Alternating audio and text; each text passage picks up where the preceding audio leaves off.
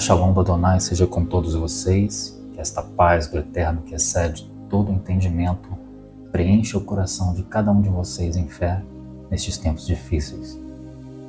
Hoje eu quero falar com vocês sobre a cidade edificada sobre o monte. Esse assunto é extremamente profundo e importante compreender, porque nele se relaciona o entendimento das alianças, a nossa identidade no Senhor e a nossa esperança, que é a razão da nossa fé. Este estudo é longo, então provavelmente eu o dividirei em duas partes. Cada parte já será longa e com muitas revelações que vão descortinar o seu entendimento a respeito do Evangelho. A Reforma Protestante ela teve o seu valor, mas ela não é o avivamento das duas testemunhas. Portanto, tenha atenção única e exclusivamente neste momento à palavra. Ouça, confira e discirna. Nós vamos passear muito pelas Escrituras, leis, salmos, profetas e os escritos da Brit Hadashah, ou Nova Aliança, Novo Testamento, como é conhecido. Então já pegue a sua Bíblia aí. Se você não está com tempo dedicado para ouvir a palavra do Senhor, então não inicie este estudo agora. Deixe para um momento que você possa estar focado nele, porque o estudo exige isso, embora eu gostaria muito que você o ouvisse desde já.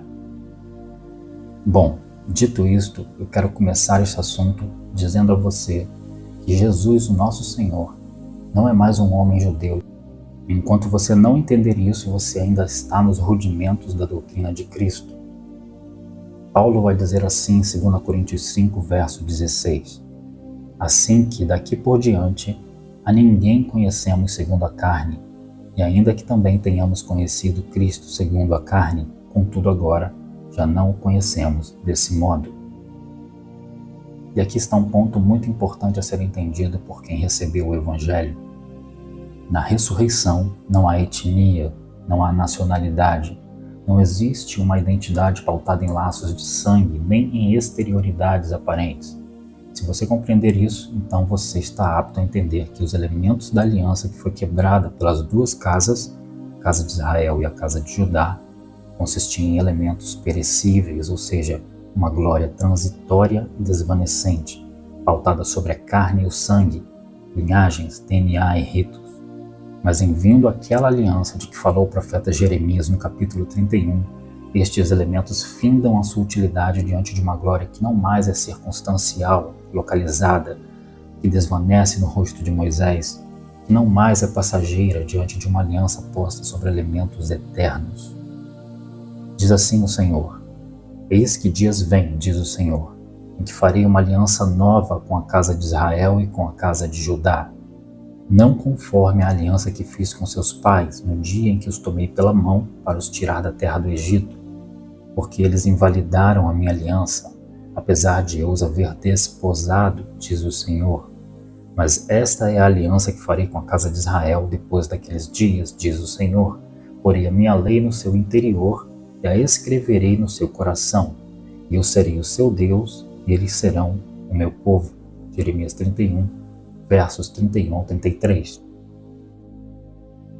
Aqui precisa ser muito bem entendido, porque a compreensão de descendência nós a conhecemos bem pela perspectiva natural das coisas.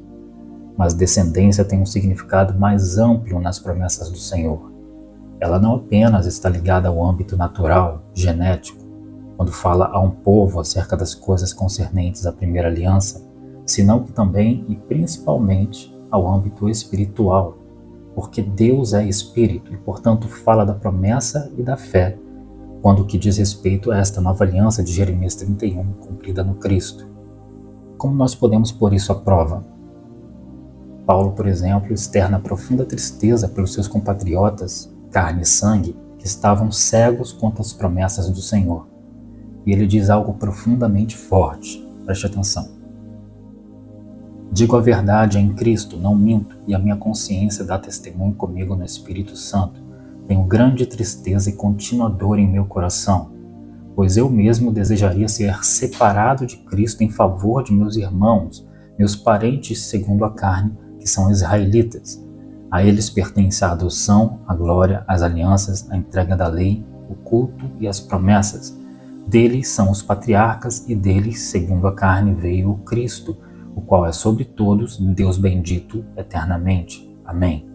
Contudo, não é como se a palavra de Deus tivesse falhado, pois nem todos que descendem de Israel são verdadeiramente Israel, nem por serem descendência de Abraão são todos filhos.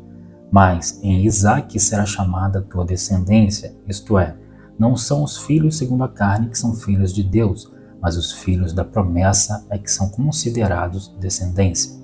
Romanos capítulo 9, versos 1 ao 8. Então veja, o desejo de Paulo é que seus compatriotas, conforme a carne e o sangue, como um todo o povo, pudesse enxergar o cumprimento das promessas do Senhor, que aguardava debaixo da paciência de Deus um testemunho que eles não deram, estando eles debaixo de uma aliança que eles mesmos quebraram.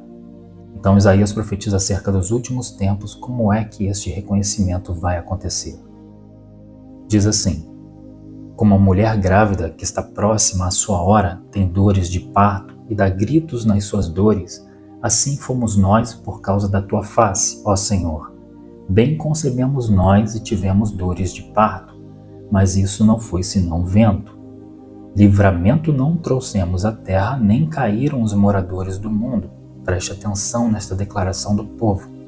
Continuando: livramento não trouxemos à terra, nem caíram os moradores do mundo. Os teus mortos viverão, os teus mortos ressuscitarão.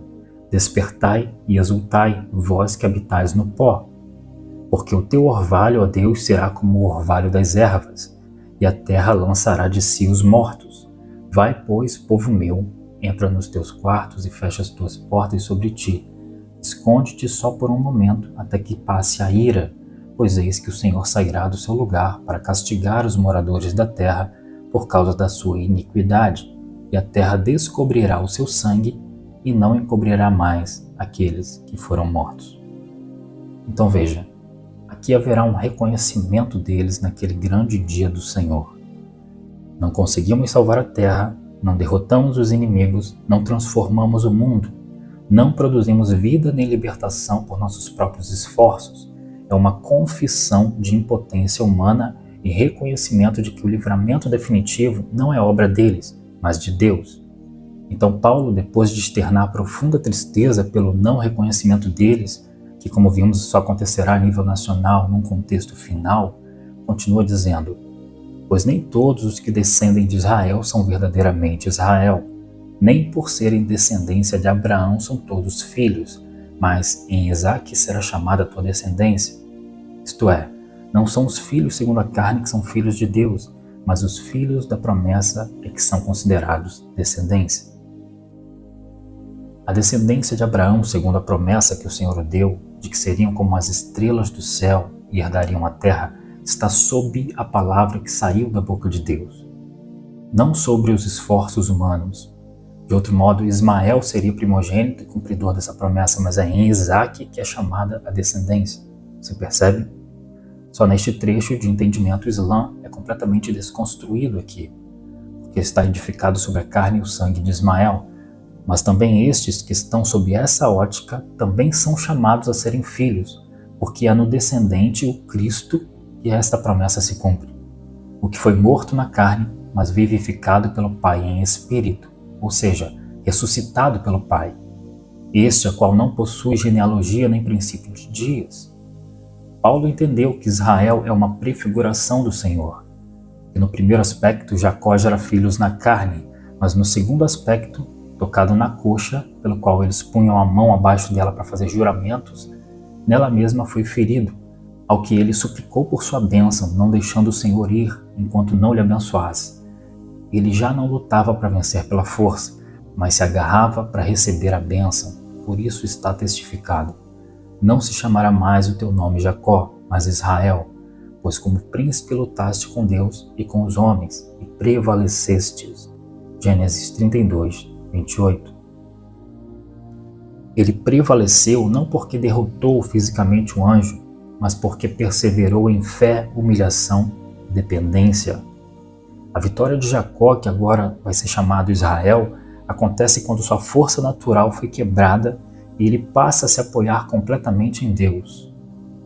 A juntura da coxa, onde ele foi tocado, a qual os filhos de Israel não comem dos animais em memorial desse encontro de Jacó com o anjo, é simbolicamente esse apoio em si mesmo que foi tirado de Jacó. E a coxa onde ele foi tocado não apenas tem essa conotação de apoio, como de submissão e autoridade, com ligação à descendência. Abraão, por exemplo, fez seu servo jurar com a mão debaixo de sua coxa. Isso está em Gênesis 24, versos 2 a 4, que diz assim: E disse Abraão ao seu servo, o mais velho da casa, que tinha o governo sobre tudo que possuía: Põe agora a tua mão debaixo da minha coxa, para que eu te faça jurar pelo Senhor Deus dos céus e Deus da terra, que não tomarás para meu filho mulher das filhas dos cananeus, no meio dos quais eu habito, mas que irás à minha terra e à minha parentela, e dali tomarás mulher para meu filho Isaque. Mais tarde também Jacó faria o mesmo, em Gênesis 47, versos 29 e 31, que diz assim: Chegando-se, pois, o tempo da morte de Israel, chamou a José, seu filho, e disse-lhe: Se agora tenho achado graça aos teus olhos, rogo-te que ponhas a tua mão debaixo da minha coxa e usa comigo de beneficência e verdade. Rogo-te que não me enterres no Egito, mas que eu jaça com os meus pais. Por isso me levarás do Egito e me enterrarás na sepultura deles. E ele disse: Farei conforme a tua palavra. E disse ele: Jura-me. E ele jurou-lhe, e Israel inclinou-se sobre a cabeceira da cama.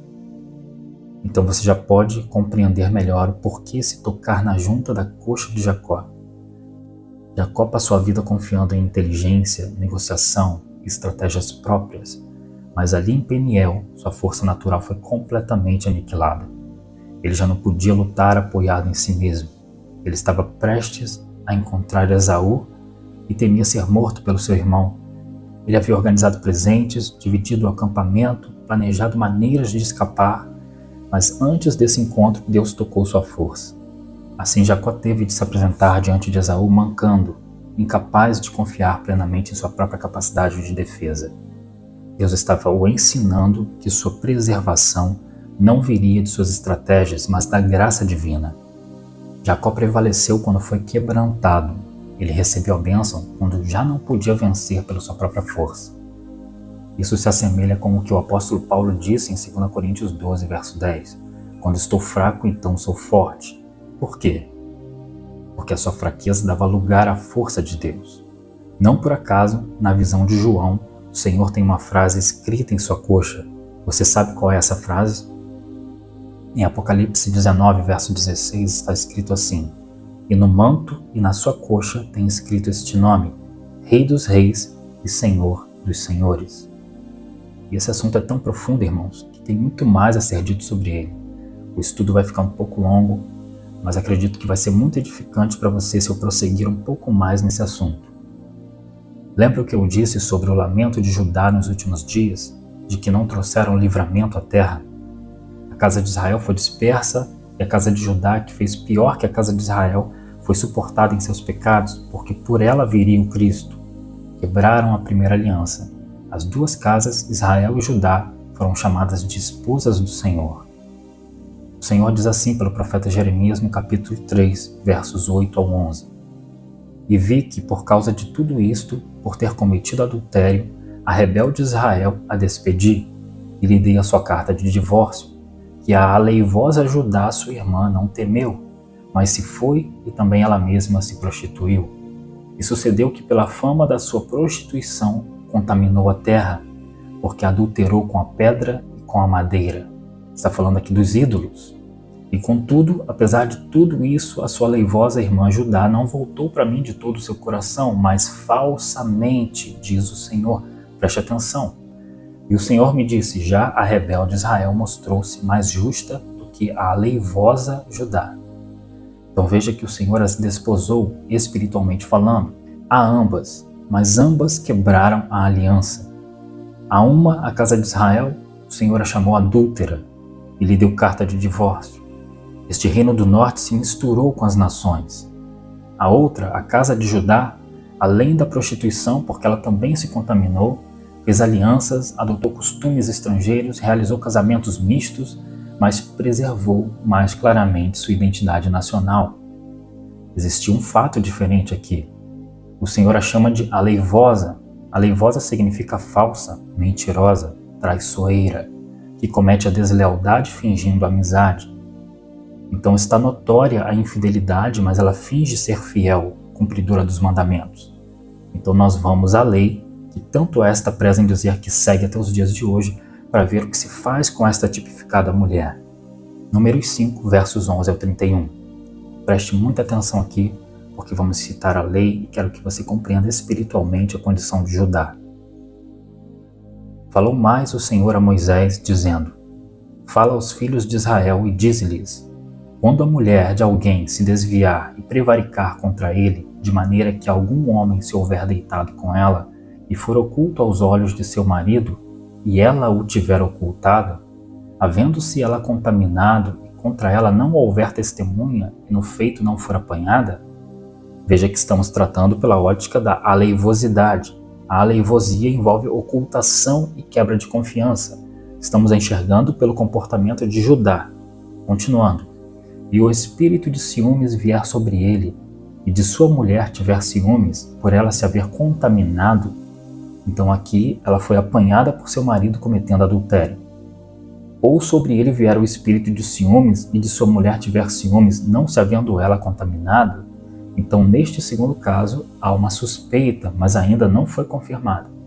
Então aquele varão trará a sua mulher perante o sacerdote, e juntamente trará a sua oferta por ela, 1/10 de efa de farinha de cevada, sobre a qual não deitará azeite, nem sobre ela porá incenso, porquanto é a oferta de manjares de ciúmes, oferta memorativa que traz a iniquidade em memória. E o sacerdote a fará chegar, e a porá perante a face do Senhor. E o sacerdote tomará água santa num vaso de barro. Também tomará o sacerdote do pó que houver no chão do tabernáculo, e o deitará na água. Então o sacerdote apresentará a mulher perante o Senhor, e descobrirá a cabeça da mulher. E a oferta memorativa de manjares, que é a oferta de manjares dos ciúmes, porá sobre as suas mãos. E a água amarga que traz consigo a maldição estará na mão do sacerdote. E o sacerdote a conjurará e dirá àquela mulher: Se ninguém contigo se deitou, e se não te apartaste de teu marido pela imundícia, destas águas amargas amaldiçoantes serás livre. Mas se te apartaste de teu marido e te contaminaste, e algum homem fora de teu marido se deitou contigo, então o sacerdote conjurará a mulher com a conjuração da maldição. E o sacerdote dirá à mulher: O Senhor te ponha por maldição e por conjuração no meio do teu povo, fazendo-te o Senhor descair a coxa e inchar o ventre. E esta água amaldiçoante entre nas tuas entranhas, para te fazer inchar o ventre e te fazer descair a coxa. Então a mulher dirá: Amém, amém. Depois o sacerdote escreverá estas mesmas maldições num livro, e com a água amarga as apagará. E a água amarga amaldiçoante dará a beber à mulher, e a água amaldiçoante entrará nela para amargurar. E o sacerdote tomará a oferta de manjares dos ciúmes da mão da mulher, e moverá a oferta de manjares perante o Senhor, e a oferecerá sobre o altar. Também o sacerdote tomará um punhado da oferta de manjares, da oferta memorativa, e sobre o altar o queimará, e depois dará a beber a água à mulher. E havendo-lhe dado a beber aquela água, será que se ela se tiver contaminado e contra seu marido tiver prevaricado, a água amaldiçoante entrará nela para amargura, e o seu ventre se inchará, e a sua coxa descairá. E aquela mulher será por maldição no meio do seu povo. E se a mulher se não tiver contaminado, mas estiver limpa, então será livre, e conceberá semente, ou seja, terá descendência. Esta é a lei dos ciúmes, quando a mulher em poder de seu marido se desviar e for contaminada, ou quando sobre o homem vier o espírito de ciúmes e tiver ciúmes de sua mulher, apresente a mulher perante o Senhor, e o sacerdote nela execute toda esta lei, e o homem será livre da iniquidade, porém a mulher levará a sua iniquidade. Então vejam, sendo culpada a mulher, ao beber a água seu ventre se inchava e a coxa descaía, ela ficava estéril. Mas sendo uma mulher fiel, seria livre e conceberia filhos, semente. Agora, vocês lembram que o profeta Isaías profetizou para os últimos dias? O que diz aquela que o Senhor chamou de aleivosa? O que acontece com Judá? E o que ela diz nos últimos dias? Como a mulher grávida, quando está próxima à sua hora, tem dores de parto e dá gritos nas suas dores, assim fomos nós diante de ti, ó Senhor. Bem concebemos nós, o ventre se inchou, e tivemos dores de parto, porém demos à luz o quê? Uma semente? Um filho varão que há de reger as nações? Não, ela diz, porém demos à luz o vento. Livramento não trouxemos à terra, nem caíram os moradores do mundo. Isaías 26, versos 17 e 18. O ventre se inchou, teve dores de parto, mas nasceram filhos? Não, apenas vento. Há um reconhecimento aqui, um arrependimento aqui neste contexto final, que por ora, hoje, esta mulher ainda pensando ser fértil, sustenta a sua aleivosidade contra o Cristo ressurreto. Por ora, estão no espírito do anticristo, porque não reconhecem o Cristo e se tornaram opositoras a ele. Mas é claro que estamos falando de uma consciência completa de um povo, não apenas a de alguns dentre o povo, porque hoje muitos da casa de Judá estão despertando e reconhecendo Jesus. Alguns com entendimento, outros porém ainda tentando harmonizar a carne e o sangue nessa equação em que ela não herda um reino que não está edificado sobre elementos perecíveis. Então veja, os judeus dirão, mas não é em Isaque? Como diz então ser no Cristo? O que Judá em sua maioria ainda não compreendeu é que toda a Israel em sua primeira aliança protagonizou o plano de Deus. Estava sendo preparada para um casamento com o Senhor. E o esposo veio para ela, e ela o matou, ficando viúva, sendo agora necessário contrair novas núpcias, não mais com aquele que foi morto, nascido na carne, reconhecido judeu, mas com aquele que ressuscitou, vivificado em espírito, que não tem princípio nem fim de dias. Agora você vai compreender Romanos 7 com maior entendimento. O texto diz assim: Não sabeis vós, irmãos, pois que fala aos que sabem a lei, que a lei tem domínio sobre o homem por todo o tempo que vive? Porque a mulher que está sujeita ao marido, enquanto ele viver, está-lhe ligada pela lei. Mas morto o marido, está livre da lei do marido. De sorte que, vivendo o marido, será chamada adúltera se for do outro marido. Mas morto o marido, livre está da lei, e assim não será adúltera se for do outro marido. Assim, meus irmãos, também vós estáis mortos para a lei pelo corpo de Cristo, para que sejais doutro daquele que ressuscitou de entre os mortos, a fim de que demos frutos para Deus. Qual foi o marido que morreu? Cristo na carne, vindo debaixo da lei. Qual é o outro a quem pertencendo não será adúltera? Vamos com o apóstolo Paulo para 2 Coríntios 5, versos 15 a 17. E ele morreu por todos, para que os que vivem não vivam mais para si, mas para aquele que por eles morreu e ressuscitou. Assim que daqui por diante a ninguém conhecemos segundo a carne, e ainda que também tenhamos conhecido Cristo segundo a carne, contudo agora já o não conhecemos desse modo. Assim que se alguém está em Cristo, nova criatura é, as coisas velhas já passaram, eis que tudo se fez novo. Compreendeu que o Cristo não é mais um judeu de Nazaré? E que coisas velhas são estas que já passaram? A lei? De maneira nenhuma. A lei de Deus é perfeita e permanece para sempre, mas os elementos sobre os quais consistia o seu cumprimento na carne, estes são passageiros. Digo dos ritos e ordenanças que visavam guardar o povo como uma noiva é guardada para o seu marido. O Senhor disse em Mateus 13, verso 52 assim: Por isso, todo escriba instruído acerca do reino dos céus é semelhante a um pai de família que tira do seu tesouro coisas novas e velhas. Esse aqui é o depósito de conhecimento e entendimento espiritual daquele que foi instruído no reino. As coisas velhas indicam as verdades já reveladas nas Escrituras, na lei, nos salmos e nos profetas. As coisas novas são a compreensão dessas verdades à luz da revelação do reino trazida pelo Cristo.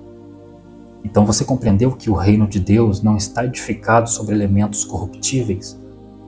Para entender isso perfeitamente é preciso fé. E o que é a fé?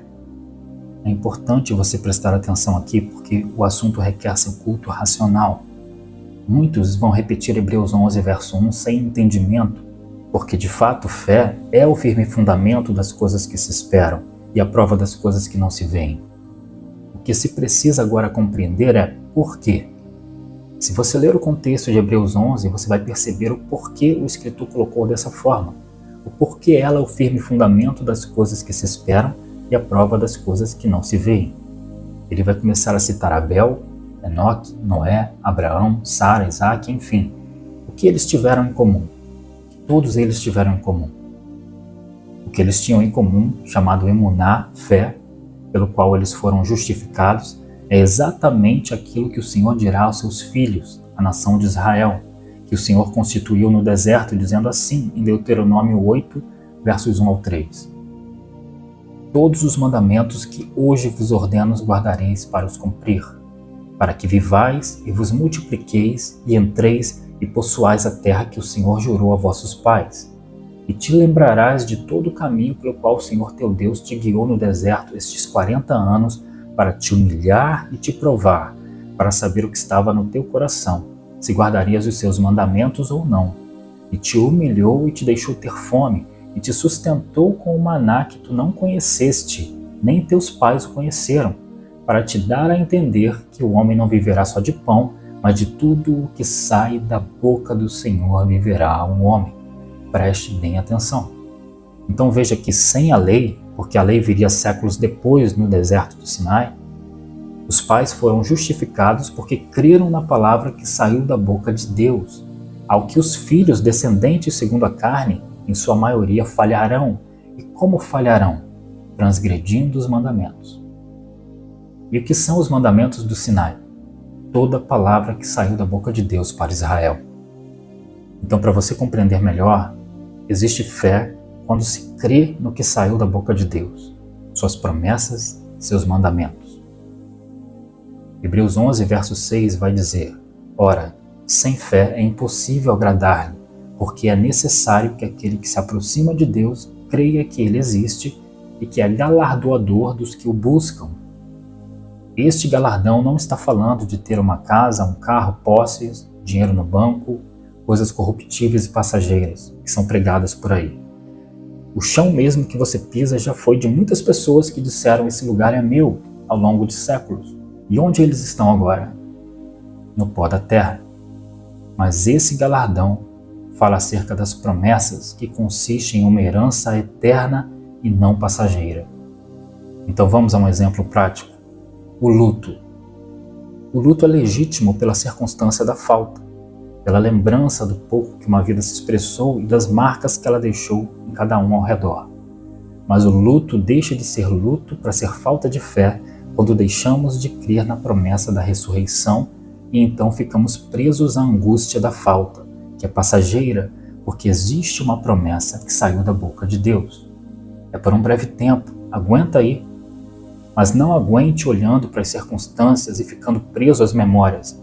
Aguenta confiando na palavra que saiu da boca de Deus. Não foi da boca do homem, foi da boca de Deus. E essa mesma palavra se fez carne e habitou entre nós, dentro do tempo. E ele vai dizer a Satanás aquilo que ele já havia dito a Israel, que lemos em Deuteronômio 8, aqui em Mateus 4, versos 1 ao 4. Vamos ler?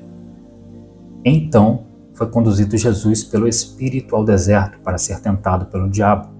E tendo jejuado 40 dias e 40 noites, depois teve fome. E chegando-se a ele o tentador, disse: Se tu és o Filho de Deus, manda que estas pedras se tornem em pães. Ele, porém, respondendo, disse: Está escrito: Nem só de pão viverá o homem, mas de toda a palavra que sai da boca de Deus. O pão representa aquilo que sustenta a vida natural, mas Jesus ensina que a verdadeira vida do homem não depende apenas do alimento material, mas primordialmente daquilo que Deus determina, ordena, promete, comunica. No contexto de Deuteronômio, Israel teve fome no deserto e recebeu o maná. Deus mostrou que poderia sustentar o povo por um meio que eles nem conheciam. Portanto, a vida não está presa aos recursos naturais que nós conhecemos, ela permanece porque Deus fala e ordena que permaneça. Jesus recusou transformar pedras em pães porque não agiria independentemente da vontade do Pai. Ele preferiu permanecer sujeito à palavra de Deus, ainda que estivesse com fome. Quando diz toda a palavra, não significa apenas qualquer versículo isolado, A expressão significa tudo que procede da boca de Deus, toda ordenança, toda instrução. Não devemos escolher somente as palavras agradáveis e desprezar as demais porque não as compreendemos e parece à primeira vista pesada demais para nós. O homem vive pela totalidade da revelação e da vontade do Senhor, pelas promessas, pelos mandamentos, pelas correções, pelas advertências, pelas palavras antigas, pela revelação trazida pelo Cristo. Isso se relaciona com o que falamos sobre o escriba instruído no reino, que tira do seu tesouro coisas novas e velhas. Ele não rejeita a palavra antiga, mas a entende à luz de Cristo, porque tudo está conectado e testifica dele. Falando um pouco sobre o maná, acho que é importante a gente falar um pouco sobre o maná aqui. Lembre que o maná não permanecia de um dia para o outro. A porção enviada por Deus devia ser consumida no mesmo dia. Quem tentou guardar está testificado em Êxodo 16, 19 ao 21, assim. Preste atenção. E disse-lhes Moisés: ninguém deixe dele para amanhã. Eles, porém, não deram ouvidos a Moisés, antes alguns deles deixaram dele para o dia seguinte. E criou bichos e cheirava mal, por isso indignou-se Moisés contra eles. Eles, pois, o colhiam cada manhã, cada um conforme ao que podia comer, porque aquecendo o sol, derretia-se. Vamos descer um pouco mais até o verso 32, onde o Senhor dá uma ordem. Verso 32 diz assim: E disse Moisés: esta é a palavra que o Senhor tem mandado. Encherás um homer dele e guardá-los-ás para as vossas gerações, para que vejam o pão que vos tenho dado a comer neste deserto, quando eu vos tirei da terra do Egito. Disse também Moisés a Arão: toma um vaso e põe nele um homer cheio de maná, e coloca-o diante do Senhor, para guardá-lo para as vossas gerações. Como o Senhor tinha ordenado a Moisés, assim Arão o pôs diante do testemunho para ser guardado. O Senhor ordenou que se guardasse um vaso com maná dentro da arca da aliança, que representava a sua presença. Esse maná dentro da arca, diferente dos demais que eles colhiam todos os dias, não se desfazia. O maná comum deveria ser consumido no mesmo dia. Quando guardado contra a ordem, criava bichos e cheirava mal. Portanto, não era a natureza do maná que determinava a sua duração, mas a palavra procedente da boca de Deus. Aquilo que normalmente durava apenas um dia, permaneceu por gerações quando colocado diante do Senhor segundo sua ordem. E esse maná representa a nossa vida escondida em Deus, o novo corpo glorificado, as muitas moradas do Altíssimo. Ao que o apóstolo Paulo vai dizer assim em Colossenses 3, versos 1 ao 3. Portanto, se já ressuscitastes com Cristo, buscai as coisas que são de cima, onde Cristo está sentado à destra de Deus. Pensai nas coisas que são de cima e não nas que são da terra. Lembra do contraste entre elementos corruptíveis e incorruptíveis? Continuando. Porque já estáis mortos. Em que sentido Paulo está dizendo que nós estamos mortos? Em Romanos 6 ele diz que estamos mortos para o pecado, pois o velho homem foi crucificado com Cristo. Isso significa que o pecado ainda pode tentar operar, porque nós estamos na carne, mas ele já não possui legitimamente domínio sobre aquele que está em Cristo, porque o Senhor pagou este escrito de dívida que era contra nós, e que consistia em quê? Como é que está escrito? Em ordenanças. Eram por estas ordenanças da lei, no qual as potestades e principados obtinham legitimidade para estarem na posição em que estavam. Porque se ao homem foi dada dominância e o homem não tinha autoridade, porque a lei de Deus o condenava por causa do pecado, logo estes usurpadores obtinham esta legitimidade mediante as transgressões humanas que acusavam legalmente a humanidade. Porque o homem devia submeter-se em escravidão à lei para cumprir as ordenanças dela e ser guardado até que o Cristo viesse. E falhou. Exceto, claro, o próprio Cristo, aquele que pagou o escrito, cravando-o na cruz. E este escrito de dívida cravado na cruz faz uma comparação do próprio corpo de Cristo com esse escrito de dívida paga e pendurada no madeiro como testemunho desse pagamento. Você consegue visualizar essa imagem? Um escrito de dívida pago pendurado no madeiro. Paulo diz assim: havendo riscado a cédula que era contra nós nas suas ordenanças, a qual de alguma maneira nos era contrária, e a tirou do meio de nós, cravando-a na cruz. E despojando os principados e potestades, os expôs publicamente, e deles triunfou em si mesmo. Colossenses 2, versos 14 e 15.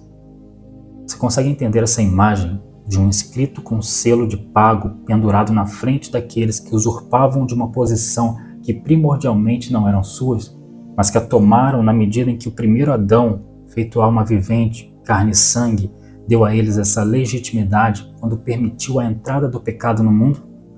Mas agora esse escrito está tirando a autoridade daqueles que usurpavam lugares que não eram seus. Estamos falando das potestades e principados e seu príncipe, ok? Eles usurpavam e agora com a dívida paga tiveram que sair das posições em que estavam, porque o último Adão, o único homem a viver debaixo da lei completamente submetido a ela, Cristo, como está testificado, em tudo foi tentado, mas sem pecado, Hebreus 4,15, agora cumpriu o que ela requeria. Morreu, tirando o pecado do mundo, tirando a escravidão que foi imposta. Então agora Paulo vai dizer, agora pois, nenhuma condenação há para os que estão em Cristo Jesus. Romanos 8, verso 1. E quem é este Rei da Glória, por conta em carne, o Cristo, chamado Yeshua, ou Jesus, como se conhece? Paulo vai dizer assim, nascido sob a lei, para remir os que estavam debaixo da lei. Gálatas 4, versos 4 e 5. E quem estava debaixo da lei? Israel estava debaixo da lei. Então compreenda, ele nasceu debaixo da lei para remir Israel. A Israel foi dada a lei. E você sabe, por causa dos pecados de Salomão, Deus dividiu Israel em duas casas, fez essa ferida. Para a casa de Israel, reino do norte, capital Samaria, o Senhor deu carta de divórcio. Quando Cristo veio, estava já misturado entre as nações. E quem permaneceu tendo os seus pecados suportados por Deus, até que Cristo viesse? Judá, reino do sul, capital Jerusalém. João vai dizer, veio para o que era seu e os seus não o receberam. João 1, verso 11. Era para eles, todo Israel, serem nação de reis e sacerdotes e serem luz para as nações. Então alguém vai pensar assim, então Deus queria salvar somente os judeus, porque veio para eles, uma vez que a casa de Israel já não existia? Não, meu caro irmão, você não entendeu nada. De fato, Cristo veio para eles, mas Deus sempre quis salvar todo homem. E quando eu digo homem, é claro, homem e mulher. Acho que já nem precisa esclarecer isso, né? Você vai entender como uma coisa depende da outra. Deus sempre quis tornar a restaurar toda a criação, como o fará. E Israel é um instrumento dessa restauração, mas tendo Cristo como cabeça, porque Ele é o detentor da promessa. Ele é o descendente sobre o qual o Senhor fez a promessa. Tendo Cristo como a vara do qual saem os ramos, porque sem ela não tem ramos. A Israel da primeira aliança deveria tornar Deus conhecido entre as nações pelo seu testemunho na terra. Israel foi separado dos demais povos para isso. Em Deuteronômio 4, 6 ao 9, o medianeiro da primeira aliança, Moisés, diz ao povo assim acerca dos mandamentos. Guardai-os, pois, e cumpri-os, porque isso será a vossa sabedoria e o vosso entendimento perante os olhos dos povos, que ouvirão todos estes estatutos e dirão, este grande povo é nação sábia e entendida, pois que nação há tão grande que tenha deuses tão chegados como o Senhor nosso Deus, todas as vezes que o invocamos? E que nação há tão grande que tenha estatutos e juízos tão justos como toda esta lei que hoje ponho perante vós? Então somente guarda-te a ti mesmo e guarda bem a tua alma, e não te esqueças daquelas coisas que os teus olhos têm visto, e não se apartem o teu coração todos os dias da tua vida, e as farás saber a teus filhos e aos filhos de teus filhos. Então Cristo, a vara que floresce, disse, nunca lestes nas Escrituras? A pedra que os edificadores rejeitaram, essa foi posta por cabeça de esquina. Pelo Senhor foi feito isto e é maravilhoso aos nossos olhos. Portanto, eu vos digo que o reino de Deus vos será tirado e será dado a uma nação que dê os seus frutos. E quem cair sobre esta pedra despedaçar-se-á, e aquele sobre quem ela cair ficará reduzido a pó. Mateus 21, versos 42 ao 44. Então veja, Israel deveria ser uma nação de edificadores. Então João conclui, veio para o que era seu e os seus não o receberam, mas a todos quantos o receberam, deu-lhes o poder de serem feitos filhos de Deus, aos que creem no seu nome, os quais não nasceram do sangue, nem da vontade da carne, nem da vontade do homem, mas de Deus. João 1, versos 11 ao 13. Não tem mais etnia, não tem mais descendência de DNA, porque a carne e o sangue que foi cravado naquele madeiro foi revestido de imortalidade, foi feito espírito que vivifica, e o primeiro de uma nova linhagem, o primogênito de uma nova criação, primícias de uma colheita que se aproxima. Você entendeu agora a diferença do que é perecível para o que permanece? Entendeu a diferença dos elementos sobre os quais está posta esta aliança? Então, voltando ao que Paulo estava dizendo aos Colossenses 3, nos versos 1 ao 3. Portanto, se já ressuscitastes com Cristo, buscai as coisas que são de cima, onde Cristo está sentado à destra de Deus. Pensai nas coisas que são de cima e não nas que são da terra, porque já estáis mortos e a vossa vida está escondida com Cristo em Deus, como o maná guardado na arca, o qual não se desfazia, sendo a arca colocada no interior do lugar santíssimo, sobre o qual se fazia propiciação pelos pecados, sobre o qual a presença de Deus se revelou.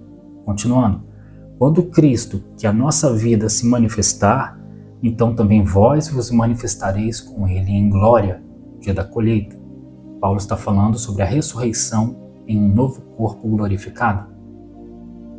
E assim como o maná desceu do céu para alimentar o povo, toda palavra que saiu da boca de Deus desceu do céu para alimentar o povo, para que por ela eles vivessem. O Cristo disse assim, fazendo uma alusão a essa comida providenciada por Deus ao povo: Eu sou o pão da vida. Vossos pais comeram o maná no deserto e morreram. Este é o pão que desce do céu, para que o que dele comer não morra. Eu sou o pão vivo que desceu do céu. Se alguém comer desse pão, viverá para sempre. E o pão que eu der é a minha carne, que eu darei pela vida do mundo. Disputavam, pois, os judeus entre si, dizendo: Como nos pode dar este a sua carne a comer? Jesus, pois, lhes disse: na verdade vos digo, que se não comerdes a carne do Filho do Homem e não beberdes o seu sangue, não tereis vida em vós mesmos. Quem come a minha carne e bebe o meu sangue tem a vida eterna, e eu o ressuscitarei no último dia. Porque a minha carne verdadeiramente é comida. Ele está falando do sacrifício dele na cruz, que haveria de acontecer. E o meu sangue verdadeiramente é bebida. Quem come a minha carne e bebe o meu sangue permanece em mim e eu nele. Assim como o Pai que vive me enviou e eu vivo pelo Pai, assim quem de mim se alimenta também viverá por mim. Lembra do mandamento? Viverá de toda palavra que saiu da boca de Deus? Continuando. Este é o pão que desce do céu. Não é o caso de vossos pais que comeram o maná e morreram. Quem comer este pão viverá para sempre. Ele disse essas coisas na sinagoga, ensinando em Cafarnaum. Muitos, pois, dos seus discípulos, ouvindo isso, disseram: Duro é esse discurso, quem o pode ouvir? Sabendo, pois, Jesus em si mesmo que os seus discípulos murmuravam a respeito disso, disse-lhes: Isto vos escandaliza? Que seria, pois, se visseis subir o Filho do Homem para onde primeiro estava? O Espírito é o que vivifica, a carne para nada aproveita. As palavras que ele disse são Espírito e vida. João 6, versos 48 ao 63. Ou seja, o Senhor estava dizendo para eles: não é carne, não é sangue, como vocês estão pensando, e por isso estão escandalizados. Mas é se alimentar da minha palavra, viver de toda palavra que saiu da boca de Deus, que sou eu, que estou aqui, e desci como um pão vivo. Porque hoje estou em carne, mas serei feito espírito vivificante. Então falamos de muitas coisas aqui, você deve estar se perguntando por que o título da mensagem é A Cidade Edificada sobre o Monte. Porque é necessário a compreensão dessas coisas para avançarmos para outras com consistência. O Senhor nos comparou a uma cidade edificada sobre um monte, e não por acaso. Nós vamos compreender melhor isso no vídeo número 2.